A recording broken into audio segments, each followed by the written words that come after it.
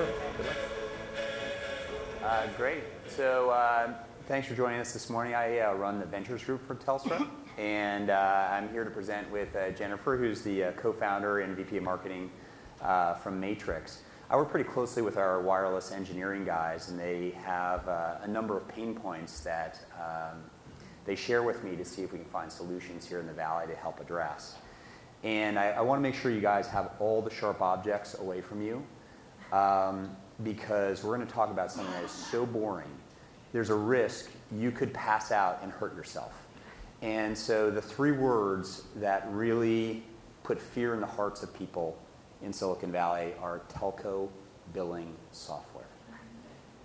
Tediously boring. And so I hope we've not lost anybody right now. But I think there's a reason why we think it's pretty interesting. And in particular, I think the reason why you should listen this morning is I fundamentally believe in the next 5 years, every telco in the room will replace their core heart and lung billing system.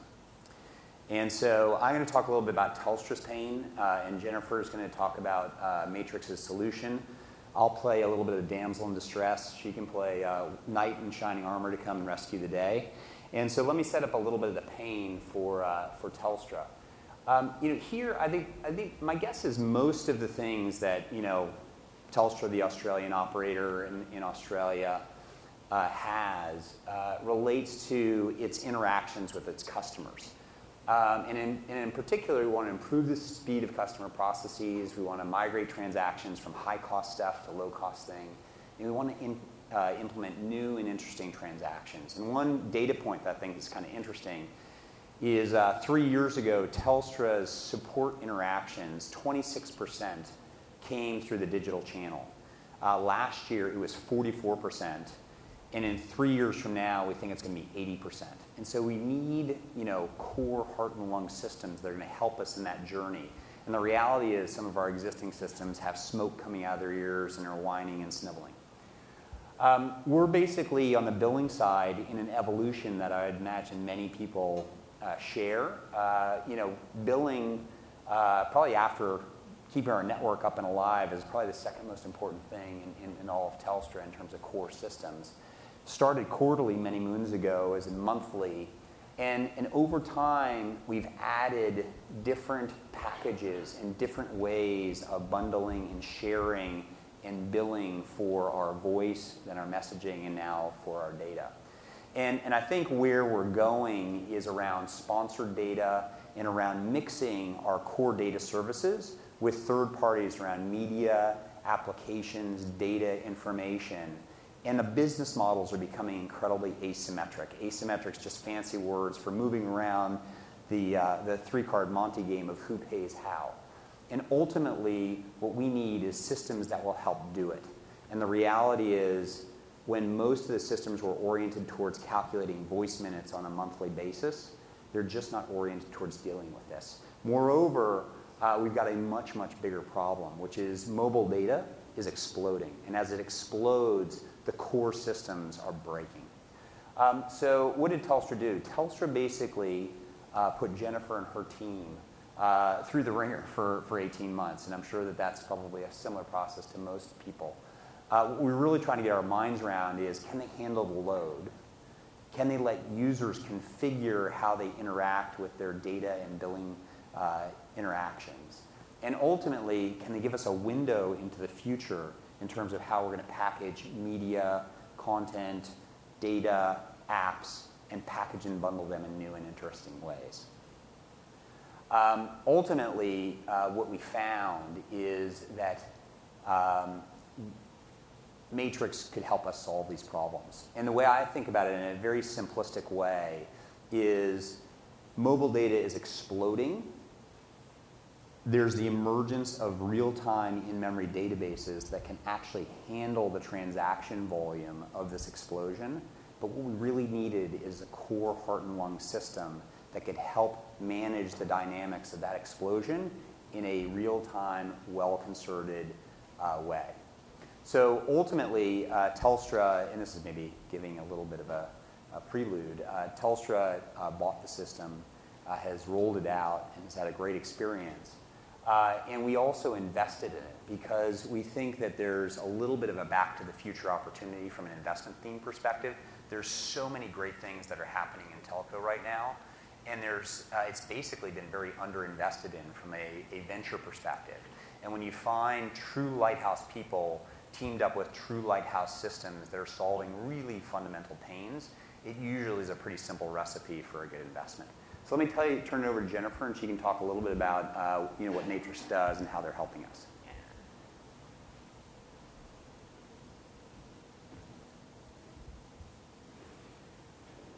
So again, the name of the company is Matrixx Software, and the founding team actually came out of the billing and the BSS space. And when we went out to the investor community 5 or 6 years ago and started trying to raise money, I mean, people really looked at us like we were crazy. Why would you go into this space? It's already a crowded space. It's not that high priority. And we saw a big opportunity because what we saw going on in the industry was that there was a lot of innovation going on the network side. There was a lot of innovation going on with devices, but nobody was looking at IT infrastructure and how that was going to impact the way that telcos were going to make the journey from selling primarily voice and communication services to really becoming digital service providers, focusing on data services, and focusing on rolling things out through digital channels. And when we looked at what somebody like Telstra is trying to do, the IT infrastructure becomes very important because that's what's going to enable you to actually create this rich experience with the customer, be able to interact with the customer in real time, be able to offer them things in real time, be able to handle this explosion in data, and more importantly, to be able to drive new transactions through digital channels, because it's one thing that the customer experience is changing and the data volumes are exploding, but to capitalize on that, you actually want to push more digital transactions. So how are you going to handle that? It comes down to your IT infrastructure, and it comes down to basically moving the infrastructure from a very sort of batch-oriented, old-school billing type of model to a real-time, rich, personalized model.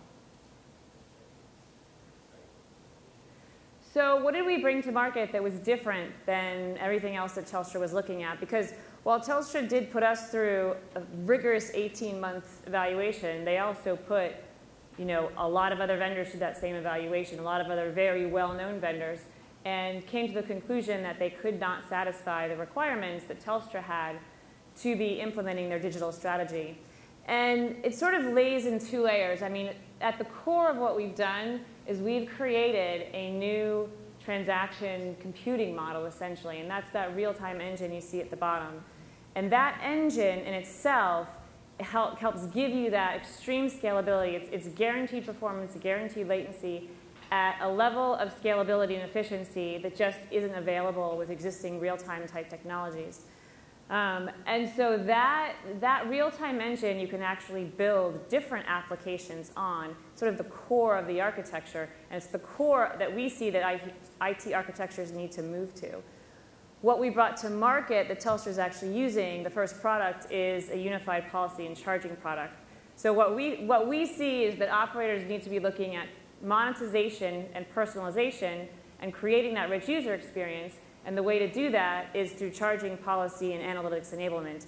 And for those of you who aren't familiar with this space, typically policy systems, charging systems, analytic systems, those are all separate applications, oftentimes sourced from different vendors that somehow have to be integrated together.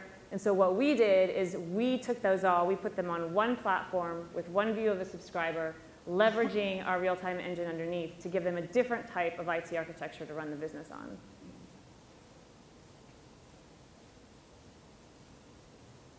So what are we actually doing there? Essentially what they put us in for was to move all of their post-paid subscribers off of the classic batch systems and onto real-time rating, real-time charging, real-time self-care.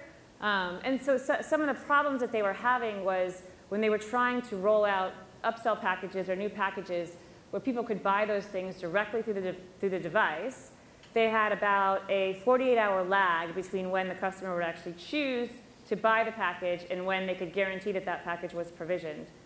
They also had about a 48-hour lag between when somebody used a service and when they could actually show them that they used that service through the self-care channel.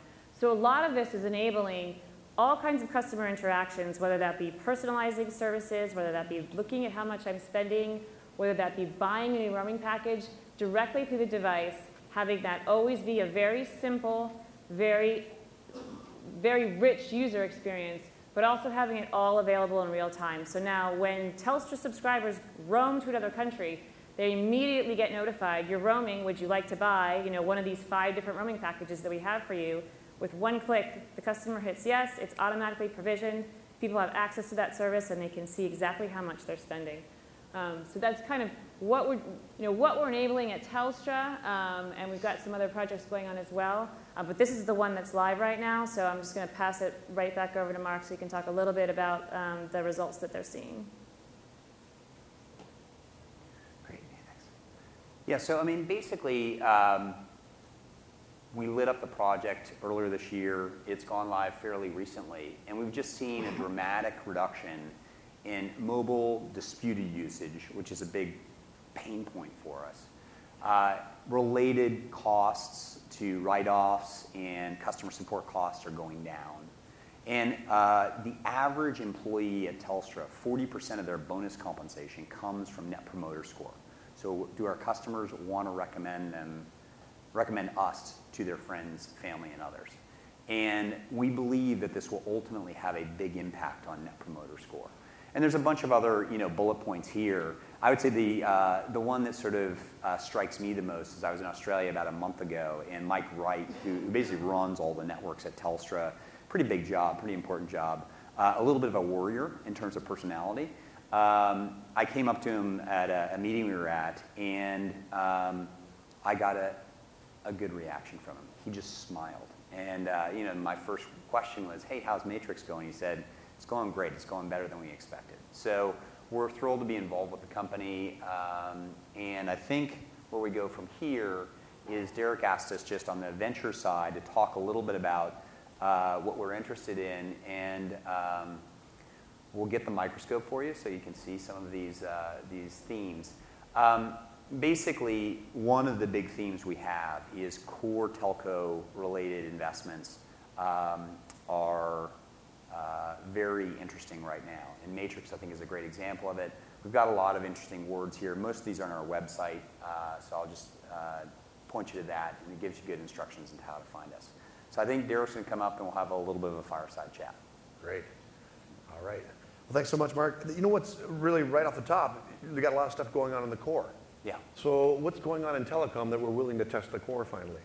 Well, I think the short answer is we've got an explosion in data and an explosion in video, and it's driving. We have this impending tsunami that will hit in a couple of years. Yep. And guys like Mike Wright's palms are a little bit sweaty in terms of how we want to deal with this. And the reality is most of our strategic vendors may have underinvested a little bit in R&D. Yep. And also, I think what tends to happen in the Valley, which I think is kind of interesting, is if you look at where IPOs were about 15 years ago, there's a whole big revolution. Then things tend to go quiet for a little while. And then all of a sudden, there's enough time, enough new thinking to get a new creation of a whole new set of companies. Yeah.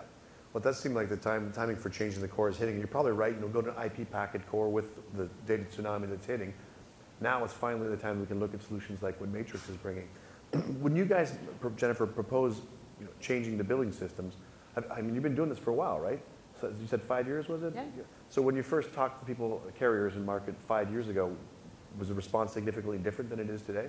Yeah, it's definitely. I think the thinking has changed a lot. I think they weren't when we first came out. They weren't fundamentally seeing quite the hit yet around data services and the data services explosion. Yeah. Nor were they seeing as much of the need to shift their businesses online and really start moving to those digital channels. And it's a lot of that move to the digital channels and a lot of the rich personalization that's now driving the need for them to reevaluate their systems and to look at doing something like this. So I guess that would be when you guys launched, it was kind of the tail end of MOU thinking and really buckets of MOUs, and now it's a whole different world of basically transaction. Yeah, and the sellable assets, the SKUs, if you will, that telcos have to offer are radically different than the MOU buckets that we had up until about 8 years ago or so.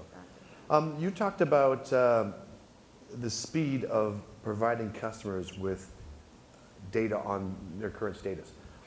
my current carrier has some pretty good customer self-management portal services here in the US, meaning the checkboxes are all there. I can self-manage a whole bunch of great services, but it's one of the slowest running websites if I do it on the web, or apps if I do it on the phone, that I've ever seen. So I've talked to the engineers in the telco, what's going on? Why are you guys making this so painful? They go, you have no idea how many databases we have to pull for to write that one web page on your phone, and that's what's going on. So when you talk about speed, I'm really curious, and I'm hoping I can nail you with get a precise answer. If I say, well, what's my current data usage? How many seconds is it going to come back? Is it less than a second, less than 5 seconds, or how quick is it? Well, so there's two different pieces to that, right? There's one, the balance that's in a database is absolutely accurate. So if I was just using a service and I go check on my balance, I can see that impact immediately, which isn't how most telcos work today, so right? Like midnight last night. How long it takes you to serve that up, again, that does depend on how many systems you have, what you're looking at. In our case with Telstra, it's funny you asked that question because one of their guys is over here this week, and he was showing me through their self-care interface on his phone, hey, Jennifer, I want to show you how well this stuff actually works. He gets a notification when he turns on the phone that he's roaming. He says, I want to buy this. He bought it. He got an immediate notification, like within seconds, that it was provisioned. And then he went back and he looked at his balance. That took maybe 2 seconds. And you could see the impact on his balance that he now had more data. That's because they're looking at one system. They're looking in the Matrixx system to pull this information. Yeah, and Derek, building on that, there's another operator who just rolled out in a smaller property what they're doing. And they put together a video, like 7-minute video, and then rolled out to lots of other operators in their system. And one of the facets that was very intriguing and has had these guys' phone ringing off the hook is just that factor. How can you update things in a very specific, very fast time? I think in my chat with InterDigital yesterday, it kind of came out that maybe 5G, part of the next generation of not just networks and telecom, but services means, can we take the latency out of, we talk a lot about big data and real-time service and stuff. And there's no doubt that migrating from 24-hour cycles to kind of requests and web page populates is an improvement, but there's a significant difference between sub-minute and sub-5 seconds and then sub-1 second as well. And so I think a lot of the improvements we'll see in the telco space, not just with respect to the billing database, but everything is taking the latency out of the customer experience that we find all over the place. So it's great to see that you can do this. Jennifer, is it done as a rip and replace, which is always, are you saying, okay, we're segmenting off these customers and doing it regionally, or is it done as a kind of an overlay on top, which it's not a rip and replace. I mean, from the Telstra perspective, we went in at Telstra in under 5 months. We integrated sort of an overlay, or I don't like to say adjunct, but an overlay system where there is a migration involved, obviously, because we took all their postpaid subscribers. But we integrated into the rest of their systems to enable this capability. So it's enabling additional capability it's versus out to all the subscribers. Great. So here's the formulaic questions I like to get out of everybody. When did you guys first meet as companies? So it was probably, maybe I can handle it. So about 2 years ago, Matrixx approached Telstra. The billing folks called us and said, hey, do you know these guys? And coincidentally, I was the banker involved in Porter Software going on 17 years ago when we were both in high school. And so, and basically my comment was, Dave Labuda, who's the CEO, who's the product, vision guy at Portal, I just said, hey, he's a lighthouse guy in this industry. And so I think based a little bit on that, our billing people, started the discussion, and then the relationship that we've unfolded in the last 18 months really put them through the paces. And then I think they came away saying, hey, here's all these monolithic vendors that we would love to do business with. But we really think the cost performance and the technology vision is in the right place. So where did the investment portion come in that process? Yeah, so the investment portion came when the commercial side started to get pretty serious. And so that basically started in the beginning of this year, and we finalized it, I want to say May this year. Jennifer, what's it like having a customer who's also an investor? I've seen at least one example of a cool telecom idea that took a telecom investor and then couldn't sell their idea to any other carriers because they had this one carrier involved, which was an odd thing. But that was a rare case, fortunately. What have you found as your experience as having a Telstra and carriers as investors? Yeah, I mean, Telstra is actually not only our only carrier investor, so Swisscom is invested in the company as well as Novacom, which is affiliated with Orange. And we love it because we just think it gives us a strategic view, you know, and the connection to the operator on both sides. And we haven't come across anybody who wouldn't want to implement the technology just because we've got certain carriers as investors. Yeah, I think that was. And Dara, just building on what Jennifer's saying, I think there's just a sense of ownership, not in an equity, dollars and cents, percentage sense, but people really care about how this relationship's going to work. All right, and the question I guess both of you, but primarily first Jennifer, I think, is so you know a straight financial VC here in Silicon Valley will say, okay, we're going to use all of our resources. We know these people, that people to introduce you. When you get a corporate investment from a carrier, what does it bring in a similar vein? I mean, I would say it brings both. It brings those external connections, but it also brings more internal connections. I mean, you look at telcos; they're such large, complex organizations, and maybe if you are only engaged with one side of the business, then you don't have a way to get internally connected. Whereas when you have somebody from the investment side, you also have the connections into all the different internal organizations. Right. That's okay. So that's a good thing. You get your internal champion who's kind of on board. It almost gives you a first right of refusal. If you can do the job, you have a pretty good chance of getting the contract, right? Phenomenal. What about other customers you guys are working with right now? And by the way, last chance for the microphones. If you have a question, please step up. Jennifer, other customers? Yeah, so we have several other customers live. The ones that are announced are Swisscom Mobile, which are doing a very similar thing to Telstra in terms of moving their postpaid subscriber base to a real-time customer experience. And then another one which is really interesting is called Telina, and they're an MVNE out of the Netherlands, and they actually provide the infrastructure for about 20 different MVNOs across Europe that have very different business models. Talk about asymmetrical business models. All of their MVNOs propositions are very different. They're a lot based on different types of business models and the cost of carrier. That's how they're moving into the market. That's why they needed this kind of infrastructure. All right. Thanks. I'm going to wrap up with one question for Mark, which is kind of the softball. But you guys at Telstra are doing, you're one of the very advanced telecom. You guys are doing some pretty phenomenal things, going all digital and going all fiber. Can you give me like the 30-second rundown of the things that Telstra's really pushing the boundaries on? Yeah, I mean, that's not a simple question. No, but I guess there's a couple things. One is this capacity issue we're as serious as a heart attack on. And so as we sort of think about, we're just looking for different modulation schemes, new equipment that helps us really move the dial on that side. That's sort of one. Two, sort of network. We want to charge for it, some Matrixx. And then we want to do all sorts of other cool things. And the all sorts of other cool things I'd sort of bundle into 3 or 4 buckets. IoT is important. Next-gen CDN, because ultimately it's video and new content streams that are really kind of causing all the congestion in the core. And then lastly, APIs. I mean, people talk about, all the things that telcos can do, and arguably we've just watched it kind of pass by us. I think the best is still to come, and it's really going to be bundled around next-gen API platforms that bridge the web world with the mobile app world with sort of our core heart and lung, networking world. So isn't there, now I actually don't know this, isn't there some unique regulatory environment that's really pushing it as well in Australia, like pushing advancing telecom compared to other nations that are kind of laissez-faire? Yeah, so I mean in Australia, there's a thing called NBN, which is a broadband network that's bringing fiber to the home. And basically, Telstra is leasing its last mile connectivity to this government cooperative. And so it's really pushing us to think very hard about what apps and services we want to provide in this next-gen world. Jennifer, are you guys working with them on fixed and mobile side?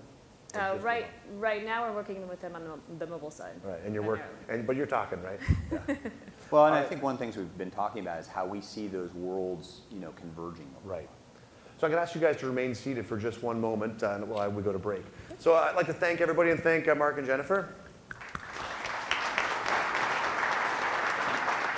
And so we'll go to break, and we have the demo tables as always, and we'll be back here in about 25 minutes. Thank you.